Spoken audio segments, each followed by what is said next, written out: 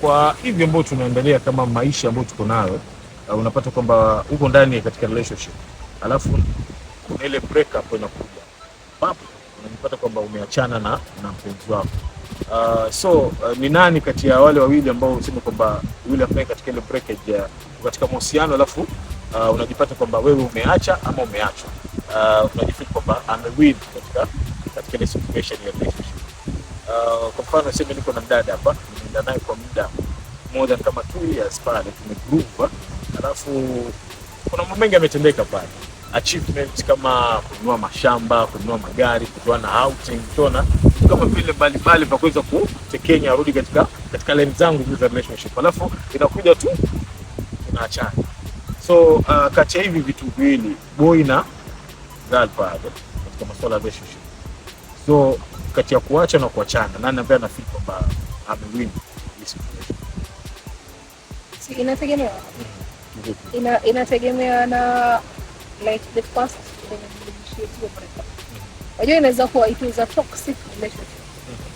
And when it's toxic, the one who lives sababu hawezi kama hali hauna furaha, yani kila wakati mnafai, yani usina ile toxic relationship. So if it's toxic, mwenye ameacha mimi naona ndio mwenye ameacha. Kwa kama mtu ambaye anaweza kukaa kwa relationship yenye unakuwa abuse, unatukana, unapigwa, unaona umechomwa, kesho unakuja umekatwa, anakuletea flowers, unasahau, anakucheat, yani like after a lot of drama. Mimi think when it comes to relationships, sidhani kama kuna wili kwa wili. Ni inategemea na vile utakavyochukulia. Because katika relationship, maybe inaweza kuwa niko katika toxic relationship kama nimesema, but nikajifanya nimetoka kwa relationship, but kwenye niko my friend na stalk, nimefollow nani na kufollow kuna mtu akikwacha na kublock, by the way anablock kwa status, but maybe kwa social tunaweza tengeneza account yenye hawajui, nikakustop nikajua umefollow nani, umecomment kwa nani. So katika relationship hakuna mimi sioni kama kuna kupoteza ama kugain. Inategemea tu wewe as a person umebeba vipi. Unaweza jifanya mimi sasa nimetoka, badala afadhali yule mwenye hakutaka iishe. Kwa sababu mwenye umetoka uko kule utakujua leo anaonekana wapi, yuko nyumbani. So I think ni kitu yenye ina come from wewe mwenyewe. Hakuna win or lose, ni vile utakavyochukulia. Ni mimi I think kulingana na vile ambavyo anaongelea Aisha katika mahusiano, endapo pengine masuala ya mahusiano yamevunjika, kwa kweli ujiuliza kwamba mimi nimeshinda. Kila mtu yani baina ya mwanamume na mwanamke, kila mtu anajua naenda ameshinda. Lakini mimi naona katika mahusiano yakivunjika, kwanza mjue kwamba katika ile mahusiano mpo katika mashindano. Hilo kwanza kujua hapo katika mashindano. Na hakuna mtu ambaye tumesema mimi niliazaibu yule mmoja kidogo. Yule amepatikana na shida fulani, bana wengine waombe anapaka shida impate mwenzake, anajua ile adhabu iliyompatia adhabu ambayo alipata sasa dua zangu zimefika, yaani ana imani kwamba dua zake zimefika. Lakini katika mahusiano hakuna mshindi, hakuna mshindi, lakini bado tu mimi wanaamini yule ambaye amebaki katika mahusiano ndio mshindi.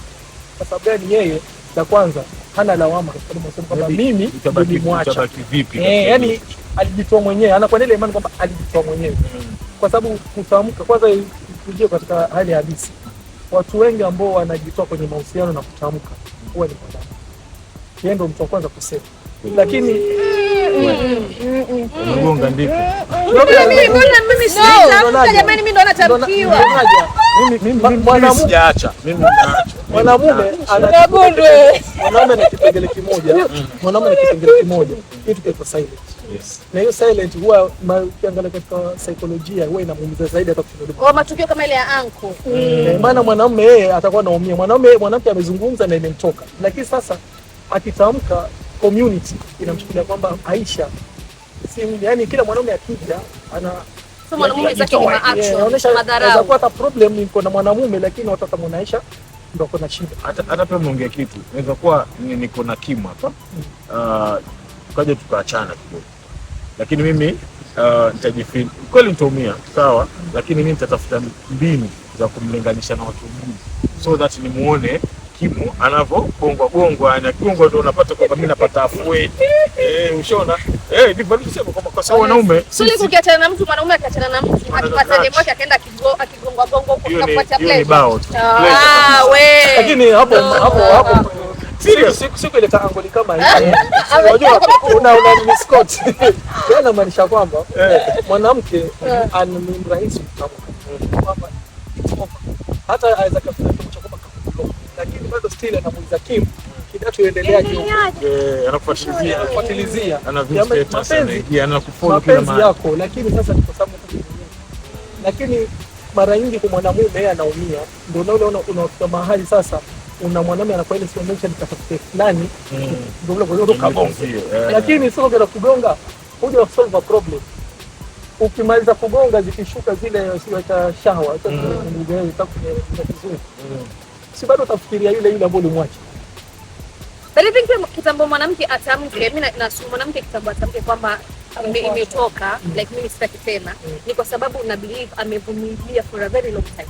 Sisi wanawake tuko very patient by the way. Mimi naweza kuwa yani labda na date mtu napigwa matukio, marafiki zangu watanikalisha, Aisha achana na huyu, mimi sitaki kusikia. Kuna vitu venye mtu hawezi sema, unajua mimi na shida sikupewa napewaje? Ndio shida elewa. So kuna vitu venye maybe siwezi disclose kwa marafiki zangu, but kila ukicha acha na ule kidato ya kuumiza, wamwangalia hizo siri zote. Niko very patient kwa miaka 2 na miaka 3. So ikifika point yenye sasa I can't take it